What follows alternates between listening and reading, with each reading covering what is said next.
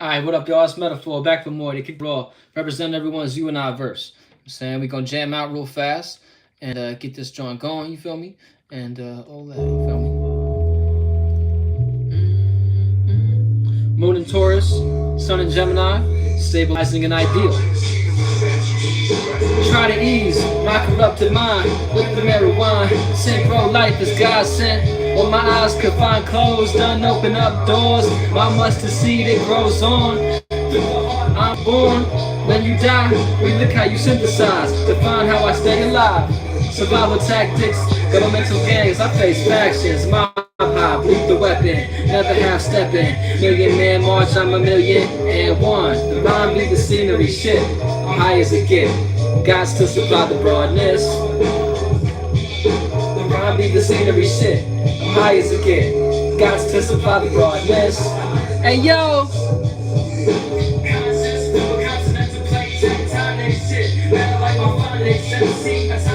Never keep my feet up, let's look in the verse. How they got pissed, conscious. I never switch and said I see the disconnect. Organization, truthfully, put us all in categories. But what I'm not, this the real hip hop. I puff pot, never touch clocks. That's what I create. Could have me in a casket, hopefully. And a voice forever globally. Shit, your universe is just a city to me. Universe is just a city to me. Yeah. Shout out Dirty Sanchez. The song is called If I Die Tonight, featuring Dirty Sanchez. Yeah. Some honey on the ground for me. Counters in my hood. I cannot fuck with. Feng Shui, tell your bitch to go that way. I'm a one-way street, no way to get around it. Beat up the box till I knock out, till I clock out. Invoice included, super exclusive. Whack ass excuses, type excluded, type executed. Off with the heads of state, overthrow the government, that be the new mandate. Hey! Private prisons is the new slave trade.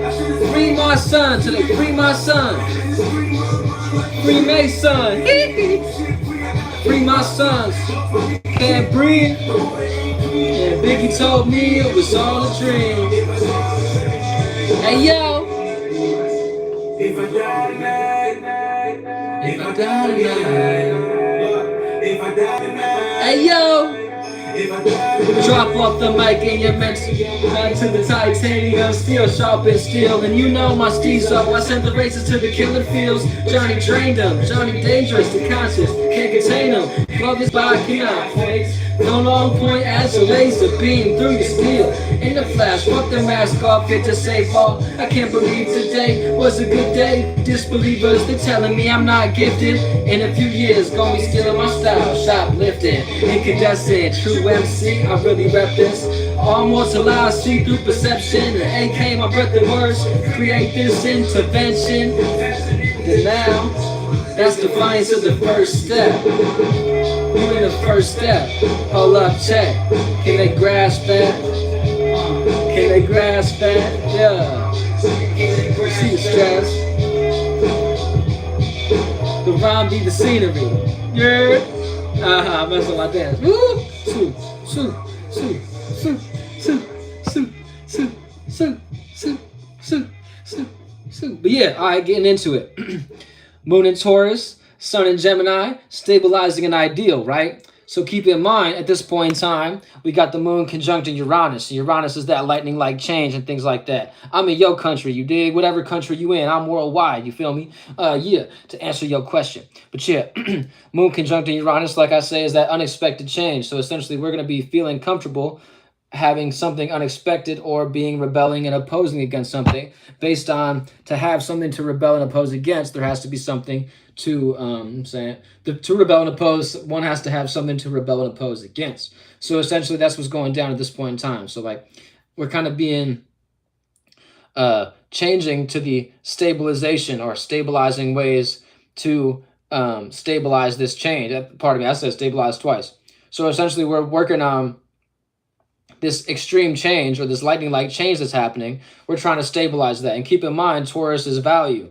So essentially, we're trying to stabilize something that is ever changing at this point in time. So that's why Uranus ain't doing too well in Taurus. But essentially, based on us having this moon right now in Taurus with Uranus there, we should have an unexpected change or a lightning like change emotionally, at the very least.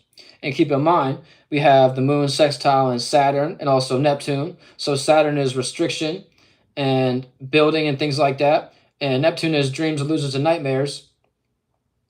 So essentially, the sextile being able to see the opportunity. So the moon in Taurus is seeing the opportunity with Saturn.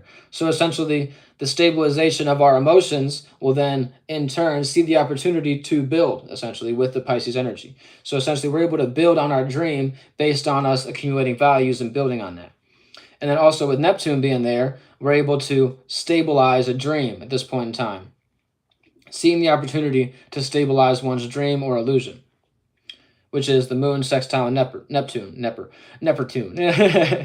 But yeah, moving forward, the moon is square in Pluto. So Pluto is just, I think, 1 degree or 2 degrees Aquarius. So it's still a little bit cuspy with Capricorn, but it's still going to be a square with the moon. So the moon is going to square Pluto. So we're going to have to learn how to have our deep and extreme change. We're going to have to learn how to change our associations in a deep and extreme way.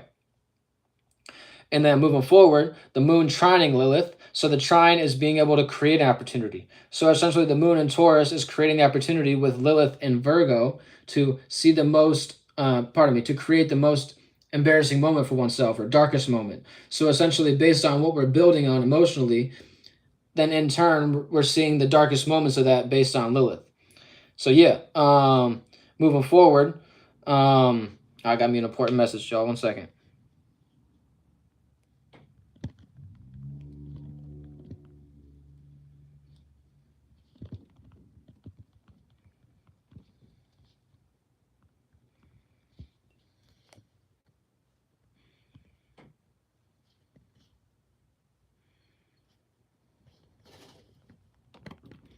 Pardon me, y'all. I apologize.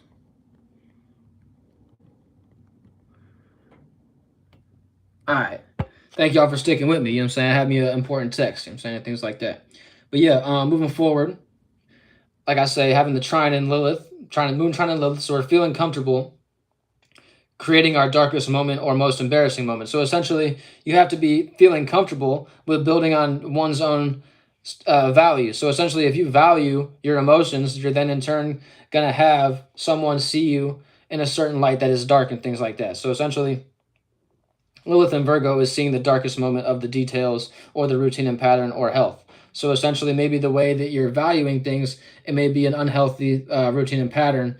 And then in turn, you need to see that this is actually a dark moment for oneself. So yeah, like I say, stabilizing an ideal. So going into the first of the 12th house, we're going to start with Taurus.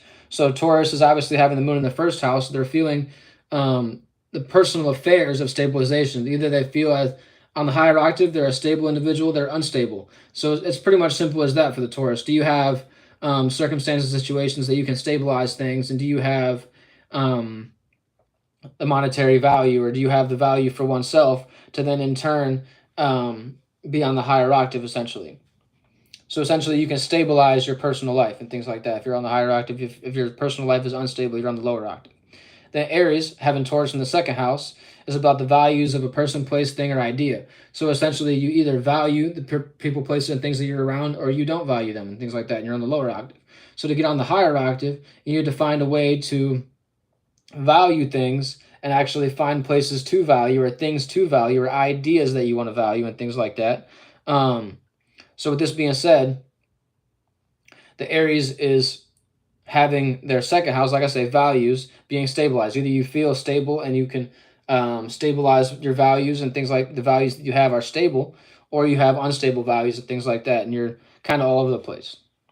So then moving forward, the Pisces rising is a sextile to the moon in Taurus. So they're seeing the opportunity to stabilize their environment in their immediate area. Either you feel stable in your environment, higher octave, if you feel unstable in your environment, lower octave, and things like that. So essentially, if you feel unstable in your environment, you need to utilize the values and the monetary values in your environment to then in turn maybe shed them and things like that. Because keep in mind, this is the balsamic phase, right? So the balsamic phase is all about that 45 degrees before the new moon, right? So that's what we're experiencing right now. So keep in mind, you may see the opportunity in your environment to shed something that can actually create the space so you can have something more valuable in that space and things like that in your environment. And moving forward, the Aquarius rising is having the fourth house in Taurus. So the fourth house is the home, the heart, and privacy. So essentially, the Aquarius has to learn how to be more stable in their home and make more practical sense and not be so unexpected or what's the word I'm looking for?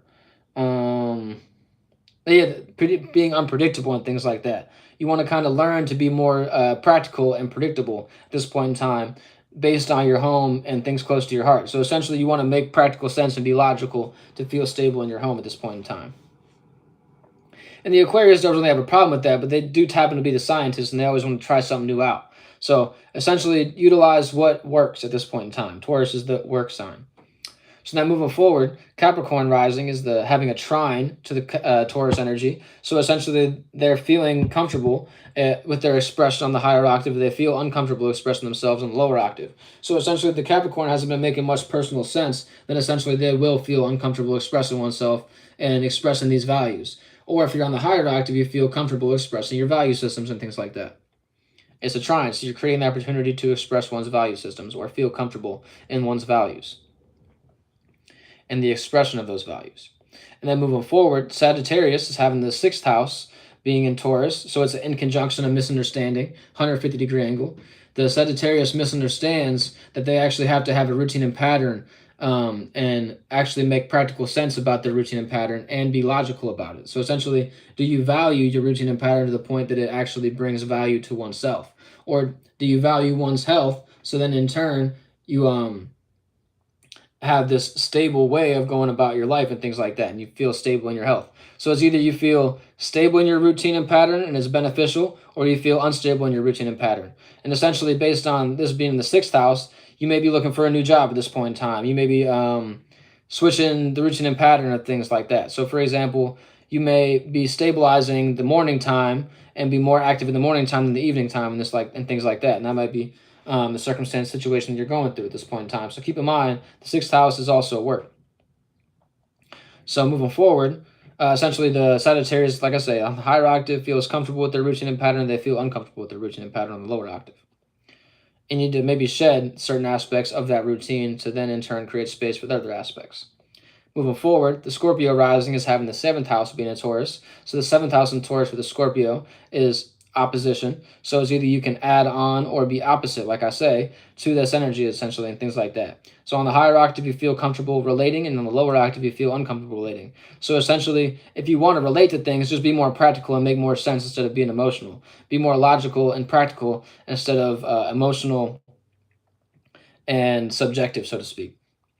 Then moving forward, the Libra rising is having the eighth house being a Taurus. So the eighth house in Taurus is this transformation of one's values. So essentially, it's a misunderstanding also for the Libra. So the Libra may misunderstand how to transform oneself or transform behind the scenes circumstances to then in turn value that transformation and things like that. I already did Capricorn.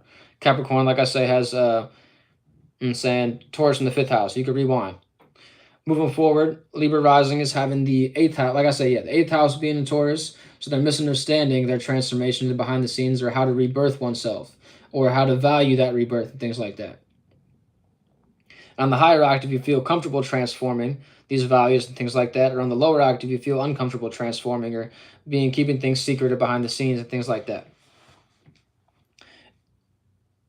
Yeah, I already did Sagittarius Ascendant too. Y'all got to rewind or at least pay attention. One of the two, you feel me?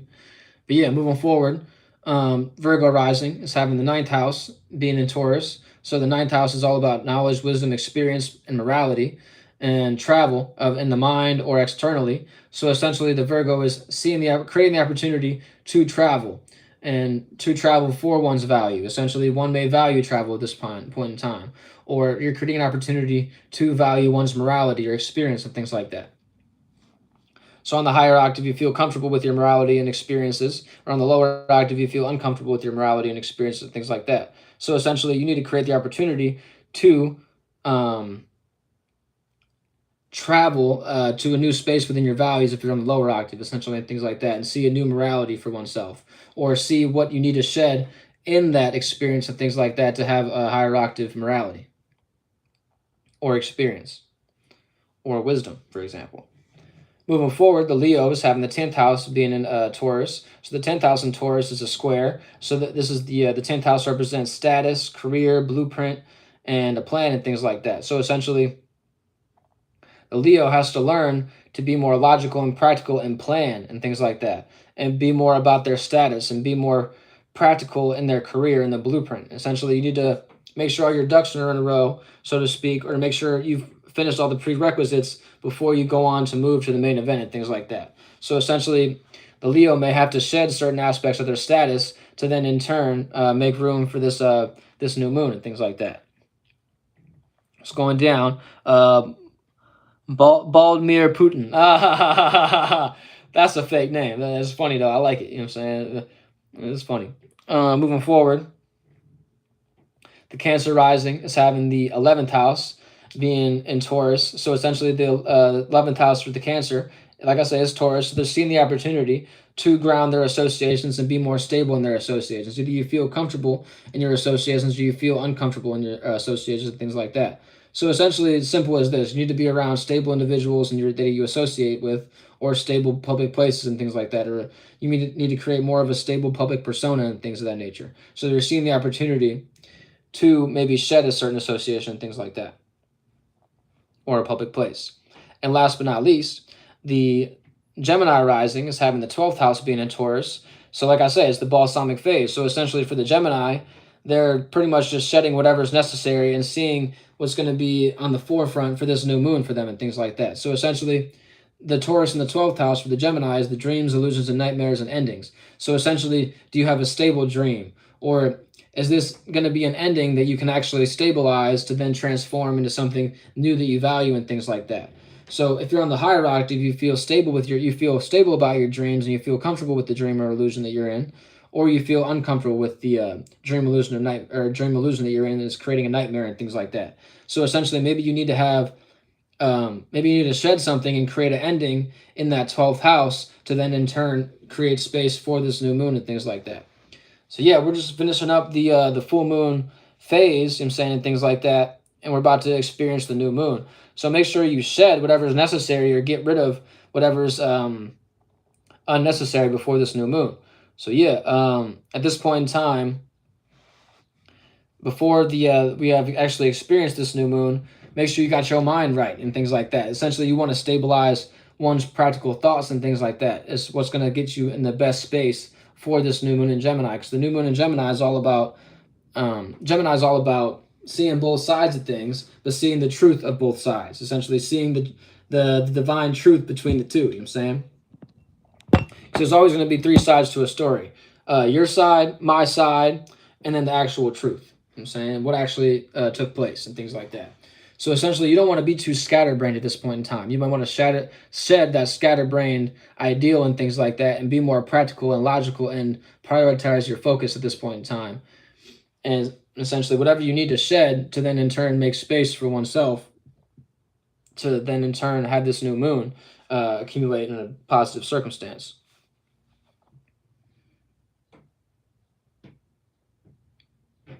Why I can't fixate Baldmir Putin, you know what I'm saying? Said, why can't I fixate on something? Cancer ascendant. Well, because Cancer is a cardinal sign, and Cancer initiates and creates. So essentially, you got to look to more of like the mutable and fixed signs to actually stabilize things and finish things up. So like the Cancer likes to initiate and create emotions, but actually staying fixed on that emotion, that's not actually like something that they're very good at. So essentially, look at your 11th house, like I was just mentioning earlier. You have Taurus there. That's stabilizing. That's a fixed sign, right? So you want to see an associate that you could be around to actually generate this vibration or emotion or feeling that you're in, to be more fixated upon that emotion, essentially, and things like that. So maybe you need to change up your public space and things like that. And you also said, Baltimore Putin also said, you know what I'm saying? Since they in the chat, I'm going to go ahead and holler back at their little question. Got Moon and Libra. So the Moon being emotions, feeling comfortable, and Libra being relations or balance. So essentially you feel comfortable or you feel most comfortable whenever things are balanced, or you can bring balance to a circumstance, things like that. But yeah, much love and holla back. I'm going to be out, you know what I'm saying? Peace, love, if you believe in all that, and stay safe or stay dangerous, whatever is necessary. I love y'all. Peace.